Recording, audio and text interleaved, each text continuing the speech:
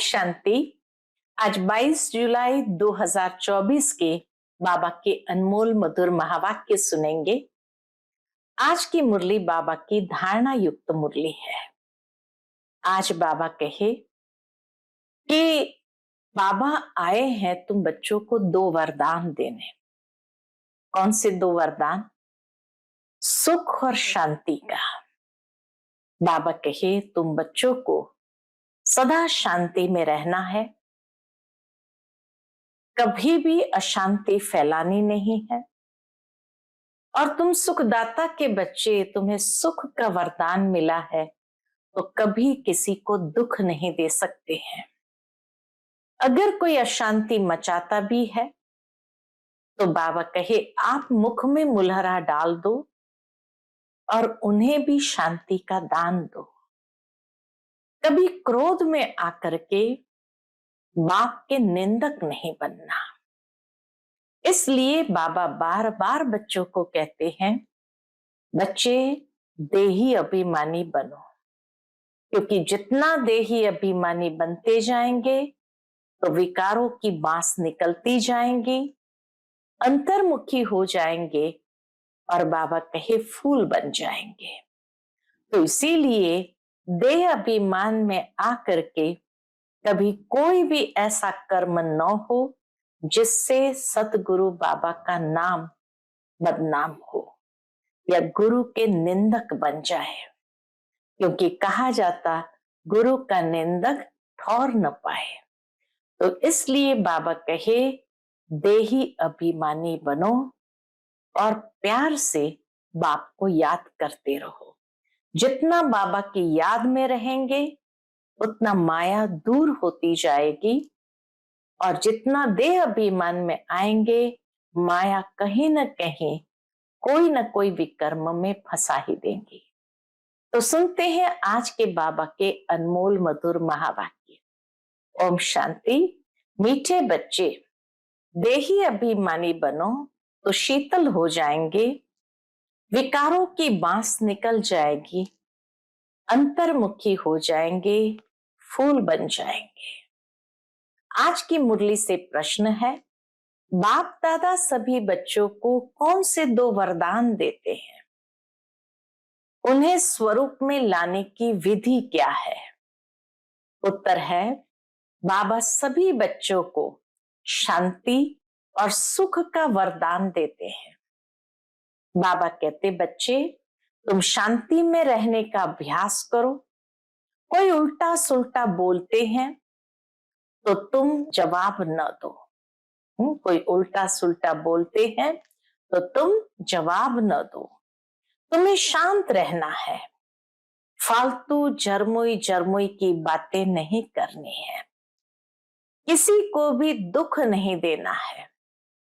मुख में शांति का मुलहरा डाल दो तो यह दोनों वरदान स्वरूप में आ जाएंगे। ओम शांति। मीठे मीठे बच्चे कभी सन्मुख है, कभी दूर चले जाते हैं। कैसे?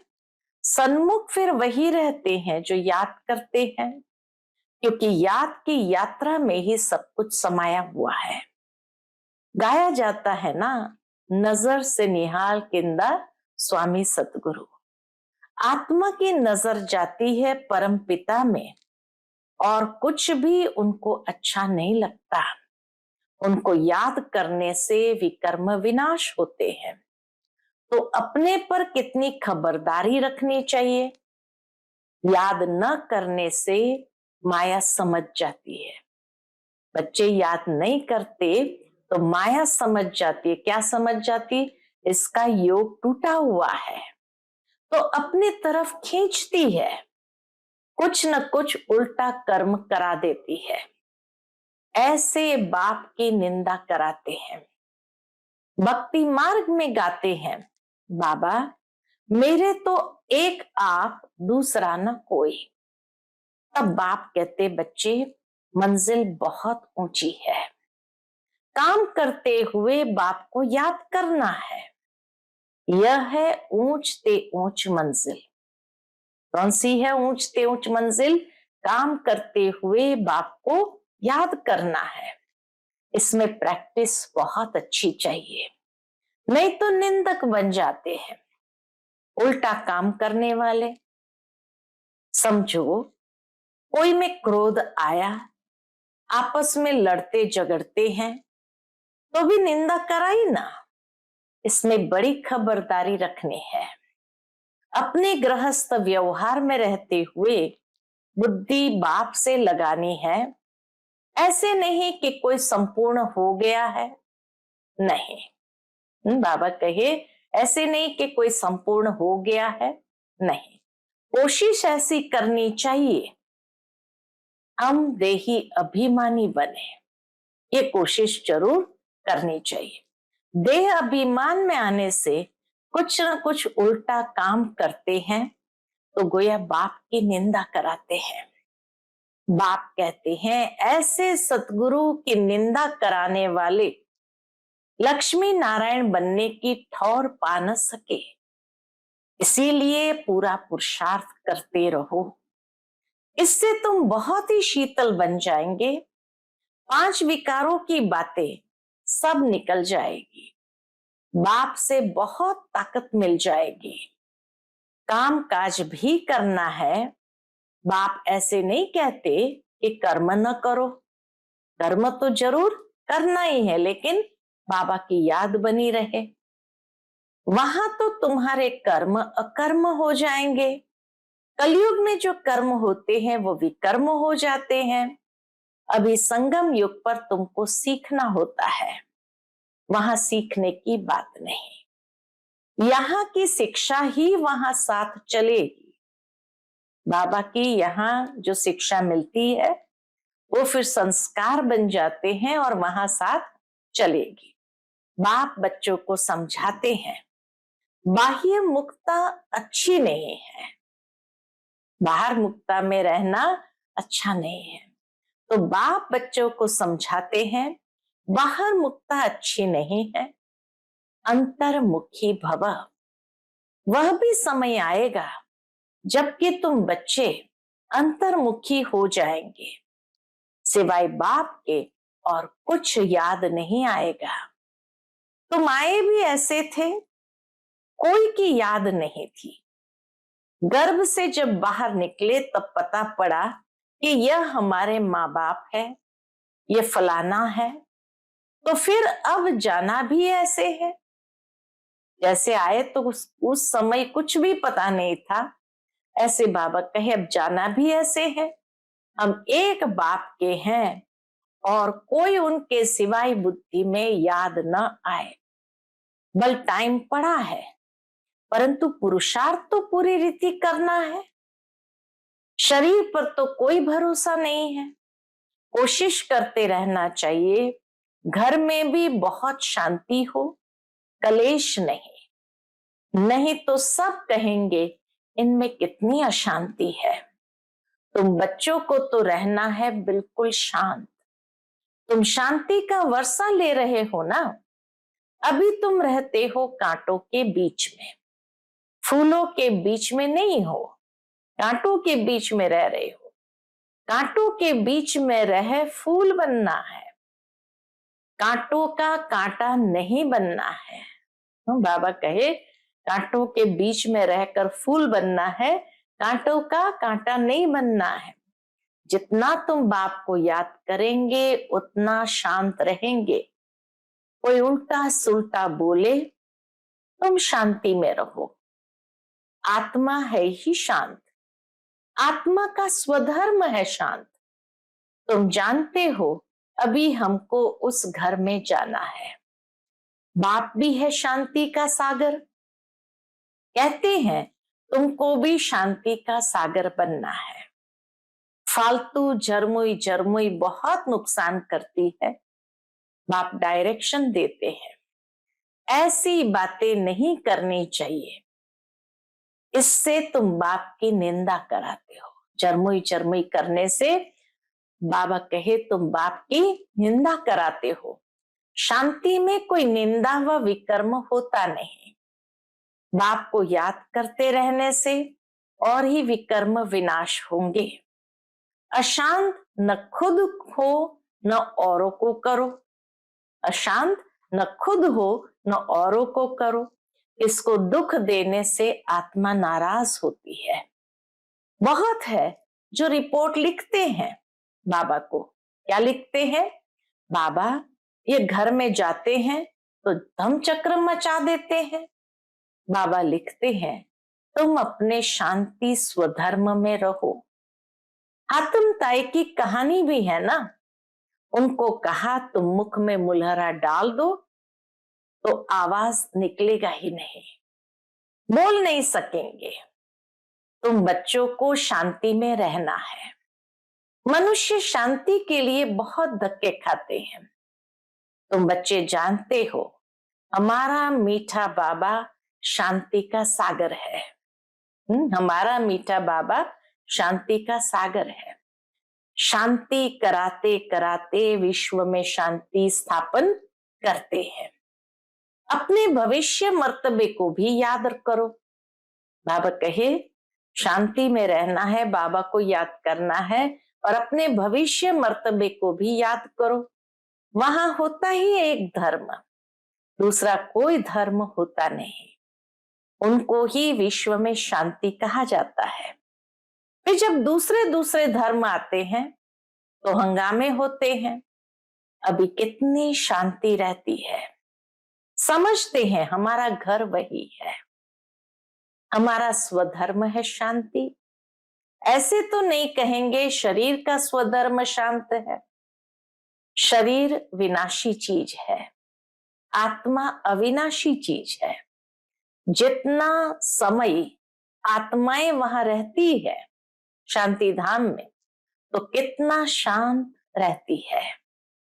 यहां तो सारी दुनिया में अशांति है, इसलिए शांति मांगते रहते हैं।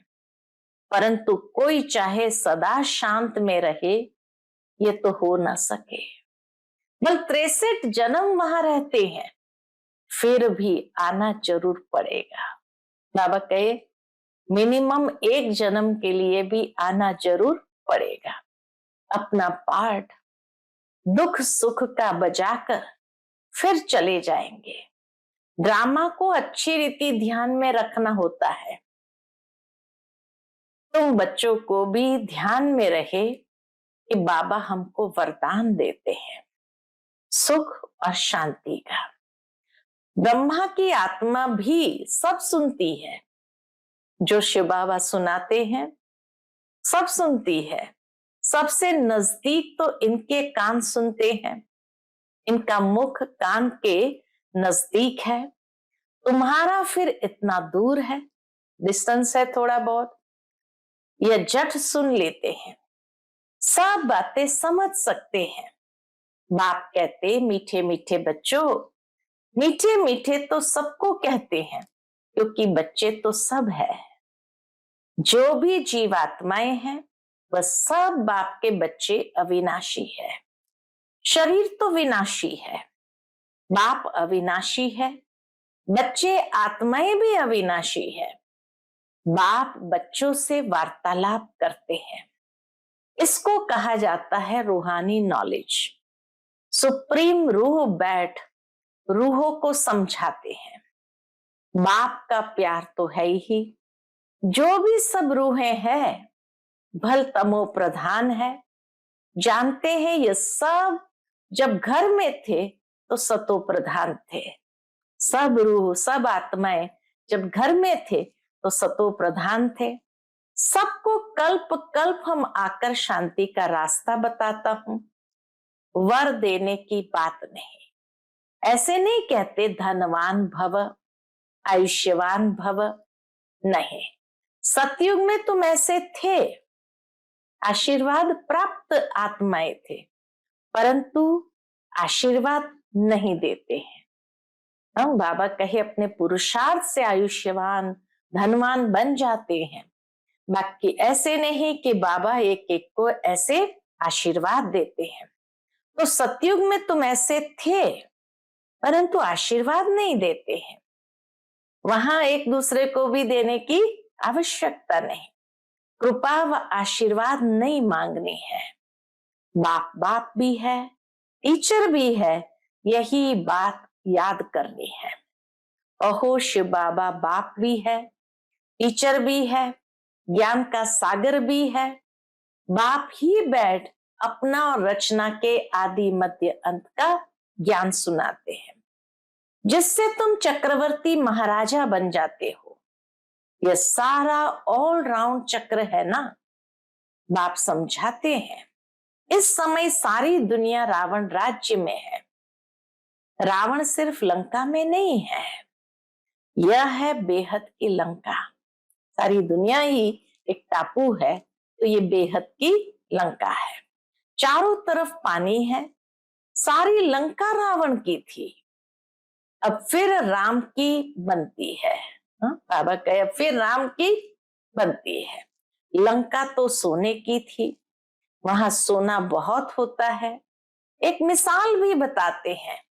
ध्यान में गया, वहां एक सोने की ईंट देखी, जैसे यहाँ मिट्टी की है वहां सोने की होगी। तो ख्याल किया सोना ले जाए। खास करके जब बेगरी पाठ चल रहा था यज्ञ में, तो उस समय कई बहनें संदेशी ध्यान में जाती थी। तो एक बहन ने देखा सोने की ईंटें हैं, तो ख्याल किया सोना ले जाए। कैसे कैसे नाटक बनाए हैं। भारत तो नामी ग्रामी है, और खंडों में इतने हीरे जवाहरत नहीं होते हैं। बाप कहते मैं सबको वापस ले जाता हूं गाइड बन करके। चलो बच्चे अब घर जाना है। आत्माएं पतित है, पावन होने बिगर घर जा नहीं सकती है। पतित को पावन बनाने वाला एक बाप ही है, इसलिए सब यहाँ ही है। वापस कोई भी जा नहीं सकते। लॉ नहीं कहता कि बीच में से कोई आत्मा वापस चली जाए। बाप कहते बच्चे माया तुम्हें और ही जोर से देह अभिमान में लाएगी। अंत समय और जोर से देह अभिमान में लाएगी। बाप को याद करने नहीं देंगी। तुमको खबरदार रहना है, इस पर ही युद्ध है। आंखें बड़ा धोखा देती है, इन आंखों को कब्जे में रखना। बाबा कहे इन आंखों को कब्जे में यानी अधिकार में रखना है। देखा गया भाई बहन में भी दृष्टि ठीक नहीं रहती है, तो अब समझाया जाता है भाई भाई समझो। यह तो सब कहते हैं हम सब भाई भाई है, परंतु समझते कुछ भी नहीं। जैसे मेंढक ट्रा ट्रा करते रहते हैं, अर्थ कुछ नहीं समझते। अभी तुम हर एक बात का यथार्थ अर्थ समझ गए हो। बाप मीठे मीठे बच्चों को बैठ समझाते हैं कि तुम भक्ति मार्ग में भी आशिक थे, माशूक को याद करते थे, दुख में झट उनको याद करते हैं। क्या कहते हैं? हाय राम, हे भगवान रहम करो।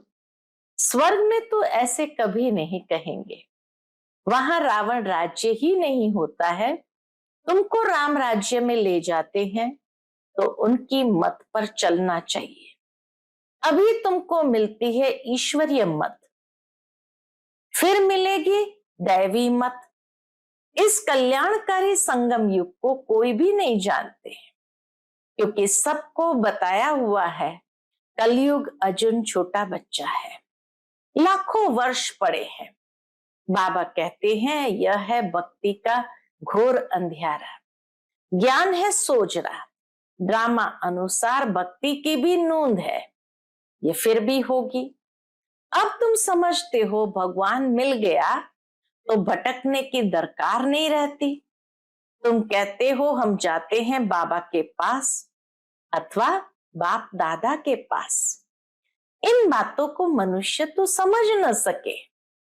तुम्हारे में भी जिनको पूरा निश्चय नहीं बैठता है, तो माया एकदम हप कर लेती है, एकदम गज को ग्राह हप कर लेता है, एकदम गज को ग्राह हप कर लेता है। आश्चर्यवत सुनंती कथंती, पुराने तो चले गए, उनका भी गायन है। अच्छे अच्छे महारथियों को माया हरा देती है। बाबा को लिखते हैं, बाबा आप अपनी माया को नहीं भेजो। कई बच्चे बाबा को क्या लिखते, बाबा आप अपनी माया को नहीं भेजो, अरे ये हमारी थोड़ी है। श्री बाबा कहे माया हमारी थोड़ी है। रावण अपना राज्य करते हैं, हम अपना राज्य स्थापन कर रहे हैं। यह परंपरा से चला आता है। रावण ही तुम्हारा सबसे बड़ा दुश्मन है। जानते हैं रावण दुश्मन है, इसलिए उसको हर वर्ष जलाते हैं। मैसूर में तो दशहरा बहुत मनाते हैं, समझते कुछ नहीं। तुम्हारा नाम है शिव शक्ति सेना, उन्होंने फिर नाम बंदर सेना डाल दिया है। तुम जानते हो बरोबर हम बंदर मिसल थे, अब शिव बाबा से शक्ति ले रहे हो। रावण पर जीत पाने बाप ही आकर राजयोग सिखलाते हैं। इस पर कथाएं भी अनेक बना दी है। अमर कथा भी कहते हैं। तुम जानते हो बाबा हमको अमर कथा सुनाते हैं, बाकी कोई पहाड़ आदि पर नहीं सुनाते। कहते हैं ना शंकर ने पार्वती को अमर कथा सुनाई, तो बाबा कहे कोई पहाड़ आदि पर बैठ के नहीं सुनाते। कहते हैं शंकर ने पार्वती को अमर कथा सुनाई। शिव शंकर का चित्र भी रखते हैं, दोनों को मिला दिया है। चित्र भले अलग अलग है लेकिन दोनों को मिला दिया है। ये सब है भक्ति मार्ग। दिन प्रतिदिन सब तमो प्रधान होते गए हैं, सतो प्रधान से सतो होते हैं, तो दो कला कम होती है। त्रेता को भी वास्तव में स्वर्ग नहीं कहा जाता है। बाप आते हैं तुम बच्चों को स्वर्गवासी बनाने। बाप जानते हैं ब्राह्मण कुल और सूर्यवंशी चंद्रवंशी कुल दोनों स्थापन हो रहे हैं। रामचंद्र को क्षत्रिय की निशानी दी है। तुम सब क्षत्रिय हो ना, जो माया पर जीत पाते हो। कम मार्क से पास होने वाले को चंद्रवंशी कहा जाता है, इसलिए राम को बाण आदि दे दिया है। हिंसा तो त्रेता में भी होती नहीं। गायन भी है, राम राजा राम प्रजा, बसे नगरी जिए दाता, महाधर्म का उपकार है।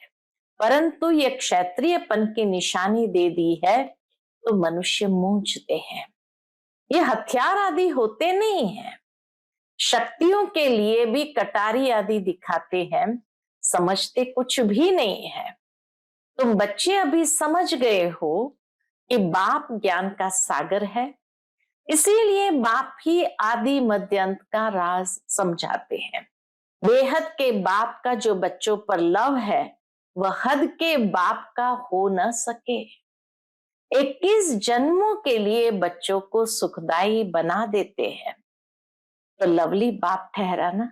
शिव बाबा इतना लवली बाप ठहरा ना, कितना लवली है बाप, जो तुम्हारे सब दुख दूर कर देते हैं। सुख का वर्षा मिल जाता है, वहां दुख का नाम निशान नहीं होता। अभी ये बुद्धि में रहना चाहिए ना, ये भूलना नहीं चाहिए। इतना सहज है, सिर्फ मुरली पढ़कर सुनानी है, फिर भी कहते हैं ब्राह्मणी चाहिए। बाबा कहे सिर्फ मुरली पढ़ करके सुनानी है, फिर भी कहते ब्राह्मणी चाहिए। ब्राह्मणी बिगर धारणा नहीं होती। अरे सत्यनारायण की कथा तो छोटे बच्चे भी याद कर सुनाते हैं। मैं तुमको रोज रोज समझाता हूं, सिर्फ अलफ को याद करो। यह ज्ञान तो 7 रोज में बुद्धि में बैठ जाना चाहिए, परंतु बच्चे भूल जाते हैं।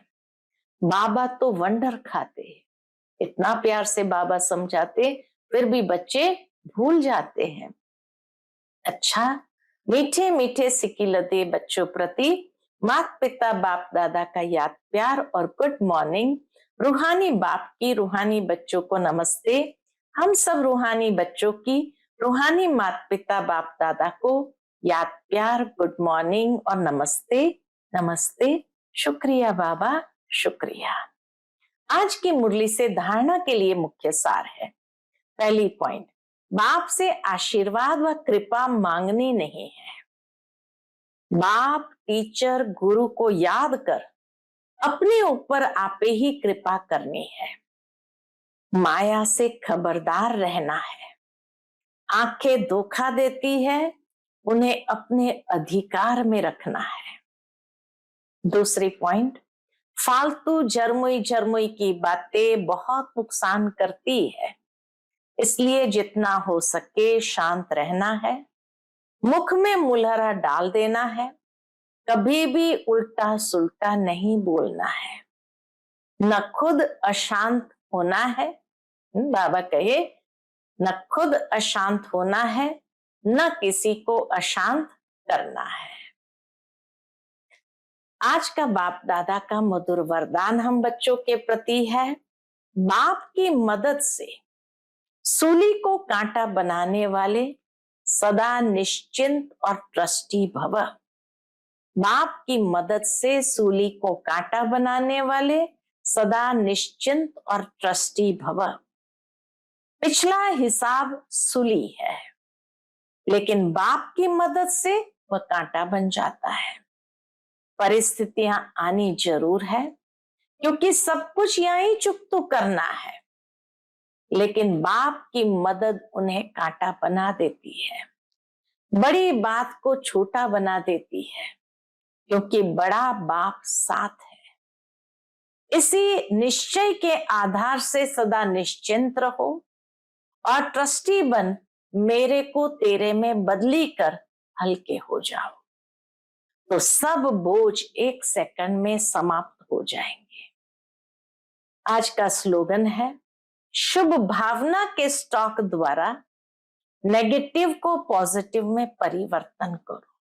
शुभ भावना के स्टॉक द्वारा नेगेटिव को पॉजिटिव में परिवर्तन करो। जरूर है, जितना हमारे पास शुभ भावना, शुभकामना का स्टॉक होगा, उतना ही हम हर बात को नेगेटिव दिखाई देने वाली उसको भी चेंज करके पॉजिटिव अनुभव करेंगे। अच्छा, ओम शांति।